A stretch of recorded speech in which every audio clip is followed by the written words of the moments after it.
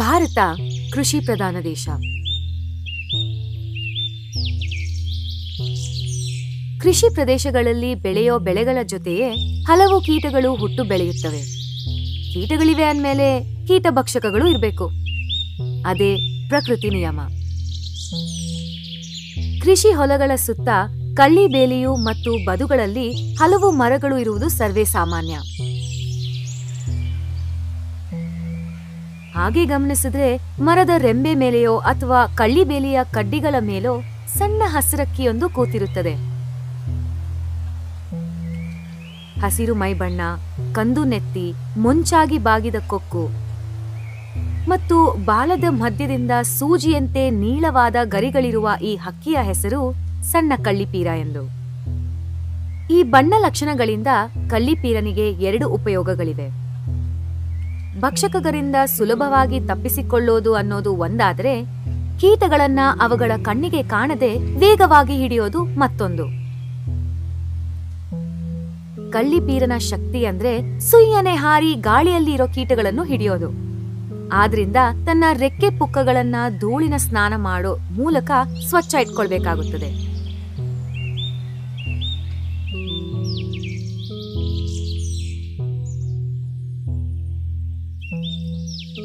ಇಲ್ಲೊಂದು ಕಳ್ಳಿಪೀರನ ಗುಂಪು ಹಾರಾಟದ ಅಭ್ಯಾಸ ಮಾಡ್ತಾ ಇದೆ. ವಾತಾವರಣ ತಂಪಾದಂತೆ ಈಚಲು ಹುಳುಗಳು ಏಳುವುದು ಬಲು ಸಾಮಾನ್ಯ. ಇಂಥ ಅವಕಾಶಗಳನ್ನ ಕಳ್ಳಿಪೀರ ಮಾತ್ರ ಬಿಡೋಲ್ಲ ನೋಡಿ.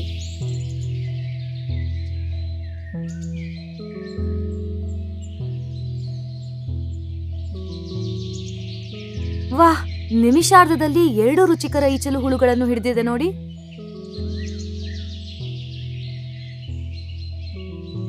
ಮತ್ತೊಂದು ವಿಶೇಷ ಅಂದ್ರೆ ಈ ಕಳ್ಳಿಪೀರಗಳು ಜೇನುಹುಳು ಹಿಡಿಯೋದ್ರಲ್ಲಿ ನಿಸ್ಸೀಮರು.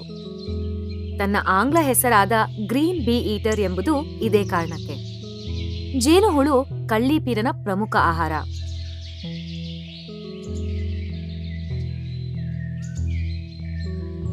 ಜೇನಿನ ಮುಳ್ಳೆಂದ್ರೆ ನಮ್ಗೆ ಭಯ ಇರ್ಬೋದು, ಆದ್ರೆ ಈ ಕಳ್ಳಿಪೀರರಿಗಲ್ಲ.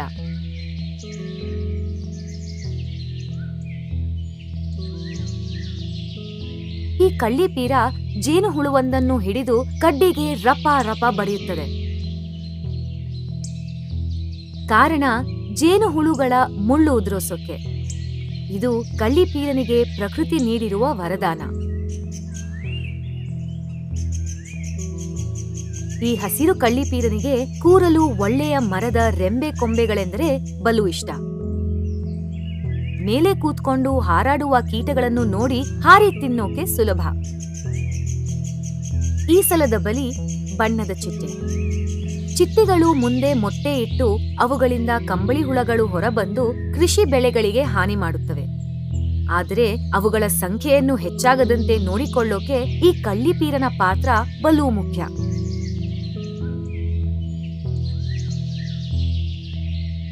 ಇಲ್ಲೊಂದು ಕಳ್ಳಿಪೀರನಿಗೆ ಈ ಬಾರಿ ಕೊಡತಿ ಹುಳುವಿನ ಬೇಟೆ ಸಿಕ್ಕಿದೆ.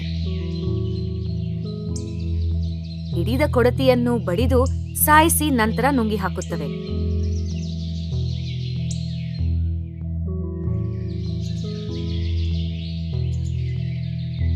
ಜೇನುಹುಳು, ಚಿಟ್ಟೆಗಳು, ಪತಂಗಗಳು, ಕೊಡತಿ ಇನ್ನು ಹಲವು ತೆರನಾದ ಕೀಟಗಳನ್ನು ಇವುಗಳು ಹಿಡಿದು ಚಪ್ಪರಿಸುತ್ತವೆ.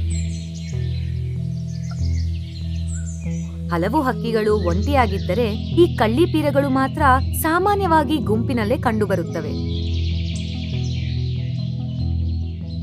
ಬೇಲಿಗಳು, ರೆಂಬೆ ಕೊಂಬೆಗಳ ಅಲ್ಲದೆ ವಿದ್ಯುತ್ ತಂತಿಗಳ ಮೇಲೂ ಕಳ್ಳಿಪೀರಗಳು ಸಾಲಾಗಿ ಕೂರುತ್ತವೆ. ಇಲ್ಲೊಂದು ಕಳ್ಳಿಪೀರನಿಗೆ ಬಾಯಿ ತುಂಬಾ ಊಟ ಸಿಕ್ಕಿದೆ. ಅದೇ ಕ್ಷಣಕ್ಕೆ ಹೆಣ್ಣಕ್ಕಿಯೊಂದು ಅಲ್ಲಿಗೆ ಬಂದ್ರೆ ಗಂಡಿಗೆ ಸಂಭ್ರಮ. ತನ್ನ ಊಟ ಹೆಣ್ಣಿಗೆ ನೀಡಿ ಹೆಣ್ಣನ್ನು ಗೆಲ್ಲೋ ಅವಕಾಶವಿದು. ಆದ್ರೆ ಹೆಣ್ಣಿಗೆ ಯಾಕೋ ಮನ್ಸಿಲ್ಲ.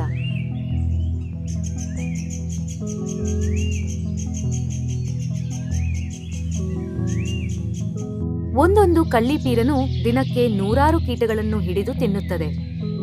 ಹಾಗಿದ್ದಲ್ಲಿ ಇಡೀ ಪ್ರದೇಶದಲ್ಲಿ ದಿನವೊಂದಕ್ಕೆ ಅದೆಷ್ಟು ಕೀಟಗಳನ್ನು ನಾಶ ಮಾಡಬಹುದು ಎಂಬುದನ್ನು ಅಂದಾಜು ಮಾಡಿ.